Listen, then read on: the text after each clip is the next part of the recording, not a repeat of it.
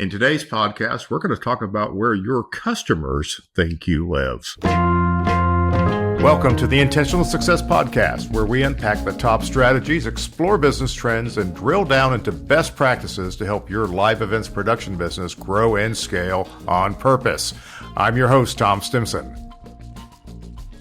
Many times on coaching calls, clients call me and say, hey, I just found out, I just got this new customer, or I've had this customer for a long time, and they didn't know we traveled. Well, what does that mean? Well, they didn't know they have a show in another state, and they've been hiring other companies, and they didn't know that we would go to another state and do that show for them. I said, okay, well, that's good. How long have you worked with them? Well, for years. It's like, okay, how can you work with somebody for years and they've never noticed that you have trucks and that, you can get on an airplane and you can take meetings, and they've never heard you talk about other events. They've never seen anything in your marketing that says you're doing something out of state or away from your local region. But here's the bigger issue. What usually happens after this comment, after this little epiphany that my clients, or I want clients, we want to be a national company because we want clients that do work all over. We're a national company because we do shows in Orlando. Well, hell, everybody does shows in Orlando and Las Vegas. These things don't matter. What matters is what your customer thinks you are. So let's talk a little bit about this whole local versus national. Which should you be? And there is no which should you be. You don't really have control over this. It's which are you? And if you have to ponder whether we are a local company or a national company, the answer is, well, you're obviously a local company, because if you were a national company, you wouldn't be asking the question. And in fact, many people who think they're a national company actually aren't a national company. And they're not asking the question, and they're missing out on the fact that they are local, and they're using the wrong strategies. And if this sounds like a whole convoluted Ouroboros of logic, stay with me here. 99% of you listening to me right now are local companies. That is fine. That is good. You are located in a region, and you are local because your clients are from that region. So when somebody says, are you local or national? They're really asking about your clientele. We have clientele all over the country. Yes, but where are they doing shows? Well, they're doing shows when they come to my town. You're a local company.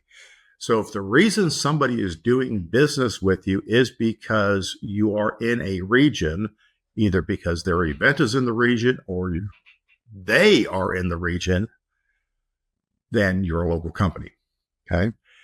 When your clients follow you out of town, okay, you're still a local company if they're a local client.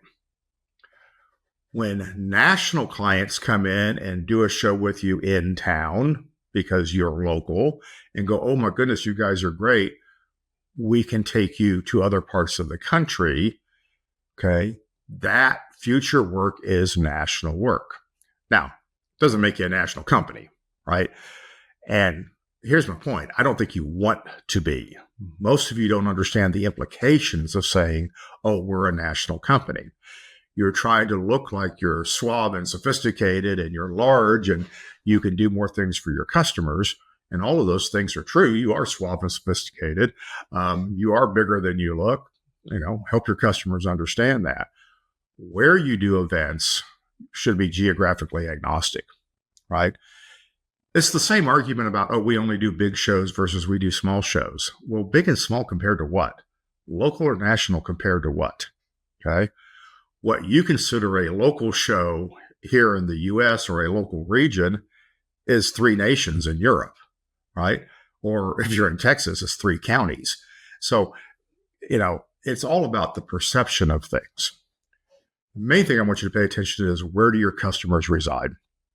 This comes up with things like, well, I need to hire a business development person. I want them to travel across to the other side of the continent and find me more national business. And I say, okay, well, great. Do you want to do shows across the country? Well, sure, of course, that's where the money is. Well, no, it's not.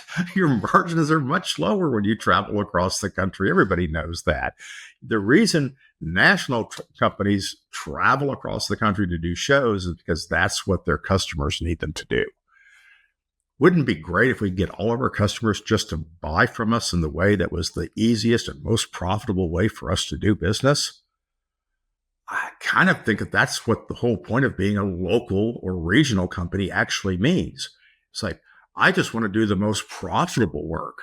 I want to do the work that's easiest to administrate and plan and execute.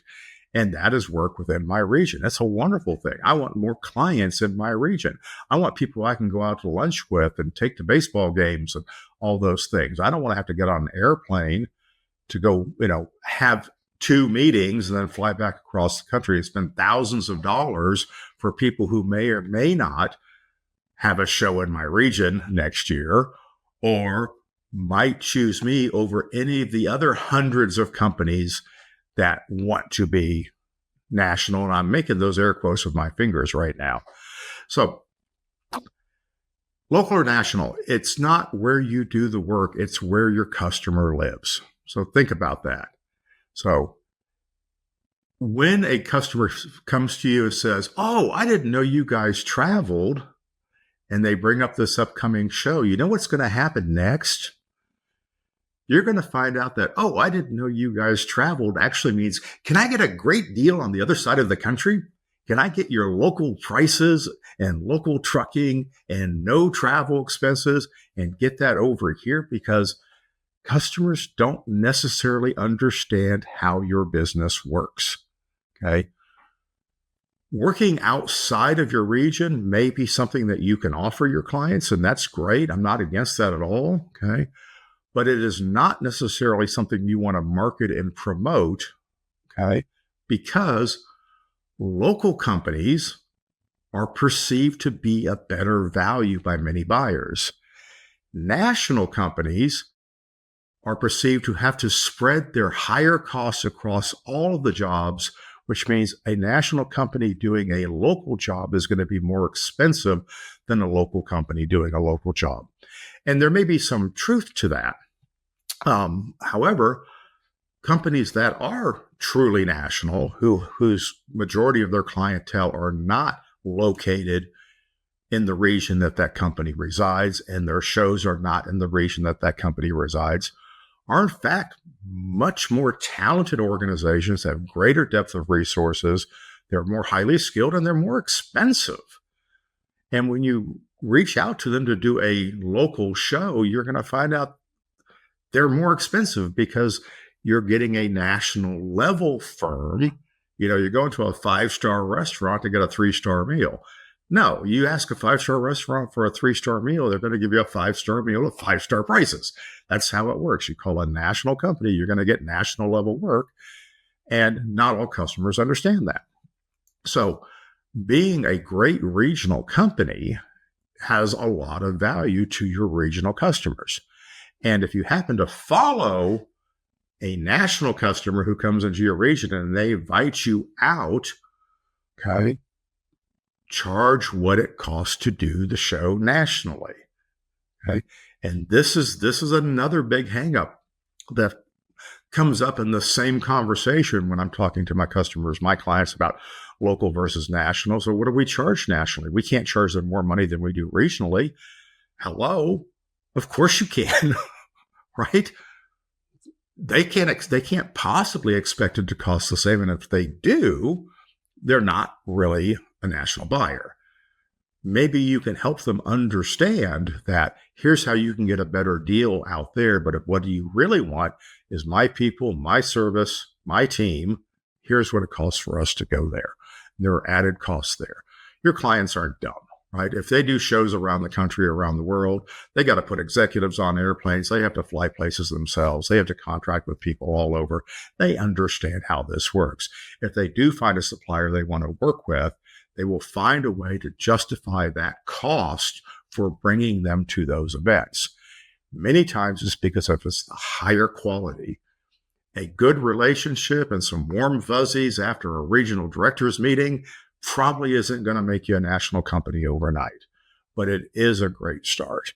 So if somebody invites you to bid or quote on something across the country, just be straight up about it. All right. Somebody's going to do that job. It could be you, but it better be at a fair price and a fair margin.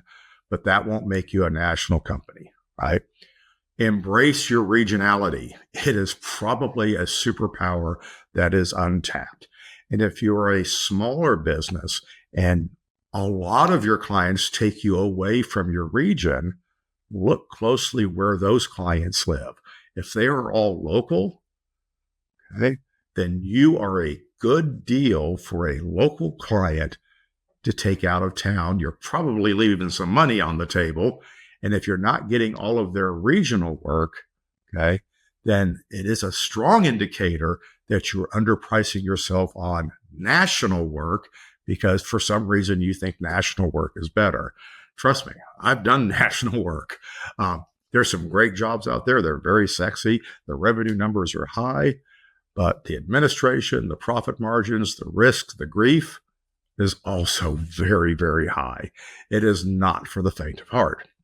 So if you're a national company and you're trying to not look like a regional company, treat every job like a national job. Hey, we got this job. We're going to have to fly in technicians. Yes, but you're local. My company is, yes, we get our mail here, but my technicians come from all over the place. Okay. Well, you're charging me trucking. Well, yes, because my equipment is coming from all over the place. I had to get my truck back from that show in Seattle. I had to do, right? So if you're truly a national company, price your regional shows as if they were always out of town. Okay. Your best customers will understand if they're only coming to you because they think you're going to be cheap because it's a regional show. They're coming to you for the wrong reasons. So think about that. Anyway, I hope that clears some things up for some of you. My big takeaway here is embrace what you are. Pay attention to your customers. Your customers will tell you what you are. Make them right. Help them believe that you are the best choice regionally. And if you get a chance to do a job out of town every once in a while, you want to go do it, fine. Knock yourself out. It's fun. Okay. But once you've done it 52 weeks out of the year, it gets kind of old. So anyway, that's what 40 years of experience will tell you.